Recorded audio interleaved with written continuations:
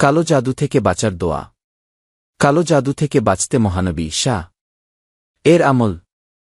কালো জাদু হল এক ধরনের প্রাচীন তন্ত্রমন্ত্র বা অপতান্ত্রিক পদ্ধতি, যার মাধ্যমে অশুভ শক্তিকে আহ্বান করে জীবজগতের ক্ষতি সাধনের চেষ্টা করা হয়। এটি এমন একটি ঘৃণিত কাজ যা ব্যক্তির নৈতিকতা, বিশ্বাস ও মানবিকতাকে ভেঙে দেয়। সাধারণত হিংস্র উদ্দেশ্যে, কারো ক্ষতি সাধনের লক্ষ্যে বা নিজ স্বার্থে এই জাদু প্রয়োগ করা হয়। জাদুটোনা এগুলো নতুন কিছু নয়, বরং যুগের পর যুগ, শতাব্দীর পর শতাব্দী ধরে এক শ্রেণীর নিকৃষ্ট লোক এর সঙ্গে জড়িত ছিল এবং আছে। সুলাইমান এর যুগে জাদুবিদ্যার প্রচলন ছিল, তবে তিনি জাদুকর ছিলেন না। তার মৃত্যুর পর কিছু শয়তান জাদুর বই মাটির নিচে লুকিয়ে রেখে মানুষের নিকট গুজব ছড়িয়ে দেয় যে এই বইগুলো সুলাইমান আলাইহিসসালামের শক্তির উৎস। সাধারণ মানুষ তখন বইগুলো বের করে এবং এগুলো শিখে এই নিকৃষ্ট কাজে জড়িয়ে যায়।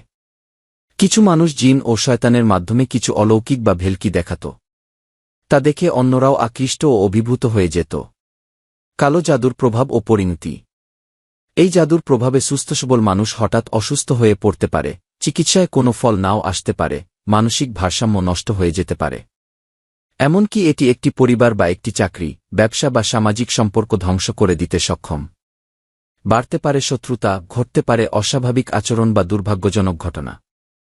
স্বামী স্ত্রীর মধ্যে বিচ্ছেদ ঘটানো, কাউকে অসুস্থ বা উন্মাদ করে তোলা, ব্যবসা বা সৌভাগ্য বন্ধ করে দেওয়া, অন্যের প্রতি ঘৃণা বা ভালোবাসা জাগানো ছাড়াও আরও অস্বাভাবিক কিছু দেখা দেয় মানুষের আচরণে। ইসলামে কালো জাদুর অবস্থান। ইসলাম ধর্মে কালো জাদু তথা ক্ষতিকর তন্ত্রমন্ত্র সম্পূর্ণরূপে হারাম এবং কুফরি কাজ হিসেবে চিহ্নিত। এই পাপ কাজে লিপ্ত ব্যক্তি যদি ইচ্ছাকৃতভাবে এটি করে, তবে সে ইসলাম থেকে বহিষ্কৃত হয়। ইসলামের দৃষ্টিতে এমন ব্যক্তির জন্য অনুশোচনা ও তাওবা একান্ত প্রয়োজন, নতুবা ইসলামী আইন অনুযায়ী কঠোর দণ্ডপ্রাপ্ত হওয়ার যোগ্য সে। নবী করিম শাহ বলেন, তোমরা 7টি ধ্বংসকারী জিনিস থেকে বেঁচে থাকো। 1. আল্লাহর সঙ্গে শরিক করা। 2. জাদু করা। 3. অন্যায়ভাবে কাউকে হত্যা করা। 4. সুদ খাওয়া। 5. এতিমের সম্পদ আত্মসাৎ করা। 6. যুদ্ধক্ষেত্র থেকে পলায়ন করা। 7. নিরপরাধ নারীর প্রতি অপবাদ দেওয়া।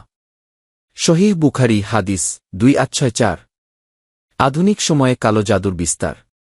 বর্তমানে অনেক আলেমের মতে সমাজে কালো জাদুর ব্যবহার আশঙ্কাজনকভাবে বেড়ে গেছে। এ থেকে মুক্ত থাকতে আমাদের কিছু নির্দিষ্ট আমল ও কোরআনী দোয়ার চর্চা করা প্রয়োজন, যার মাধ্যমে আল্লাহর সাহায্য প্রার্থনা করে নিজেকে রক্ষা করা সম্ভব। জাদু থেকে রক্ষার করণীয় কিছু আমল।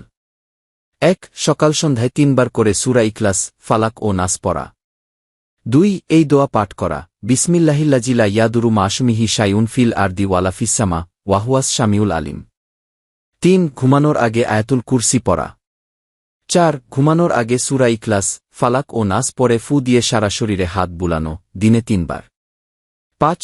সকাল সন্ধ্যায় দোয়া পড়া, আল্লাহুম্মা আফিনি ফি বাদানি, আল্লাহুম্মা আফিনি ফি শামি, আল্লাহুম্মা আফিনি ফি বাশারি। 6. আউযু বিকালিমাতিল্লাহিত তাম্মাতি মিন শাররি মা খালাক পাঠ করা। নবী করিম শাহ এর উপর জাদু ও তার ঝাড়ফুঁকের দোয়াটি পাঠ করা।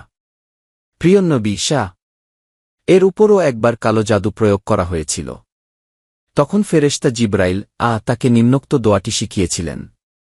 বিসমিল্লাহি আরকিকা মিন কুল্লি শাইইন ইউজিকা ওয়া মিন শাররি কুল্লি নাফসিন আও আইনিন হাসিদিন আল্লাহু ইয়াশফিক। বিসমিল্লাহি আরকিক। সহিহ মুসলিম হাদিস 2186। সূরা ফাতিহা সূরা শিফা নামে পরিচিত। এটি আরোগ্যের জন্য উপযোগী।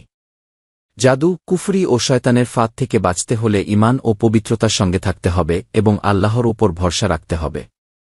রুজি রোজগার বরকতের দোয়া। সকালবেলা দোয়া ও জিকির হল দিনের শুরুটা আল্লাহর স্মরণে কাটানোর অন্যতম মাধ্যম। সকালবেলায় কিছু দোয়া ও জিকির পাঠ করা মুসলিমদের জন্য সুন্নত বা সুন্নাহ সম্মত আমল। নিচে কিছু গুরুত্বপূর্ণ সকালবেলার দোয়া ও জিকির উল্লেখ করা হল। সকালের দোয়া। আল্লাহুম্মা বিকা আসবাহনা ওয়া বিকা আমসাইনা ওয়া বিকা নাহিয়া ওয়া বিকা নুম ওয়া ইলাইকান নুশুর। অর্থ, হে আল্লাহ, তোমারই দেওয়া সকালে আমরা উপনীত হয়েছি, তোমারই দেওয়া সন্ধ্যায় আমরা উপনীত হব। তোমারই দেওয়া জীবনে আমরা চলি এবং তোমার দিকেই আমাদের প্রত্যাবর্তন। আল্লাহুম্মা ইন্নী আসালুকাল হুদা ওয়াত্তুকবা ওয়াল আফাফা ওয়াল গিনা।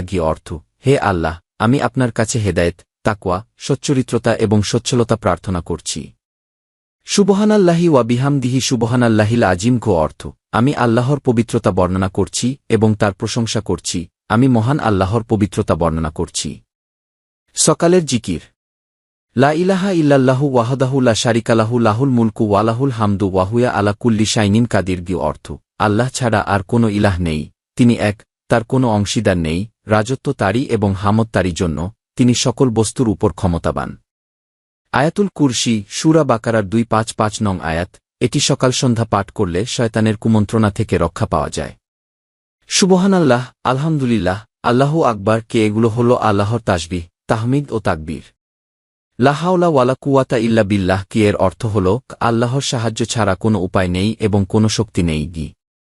উচ্চারণ সুবহানাল্লাহি ওয়া বিহামদিহি 100 বার। এই দোয়া ও জিকিরগুলো নিয়মিত পাঠ করলে রুজি রোজগার, আল্লাহর রহমত ও বরকত লাভ করা যায় এবং দিনের কাজকর্ম শুরু করার আগে মনকে শান্ত ও স্থির করা যায়।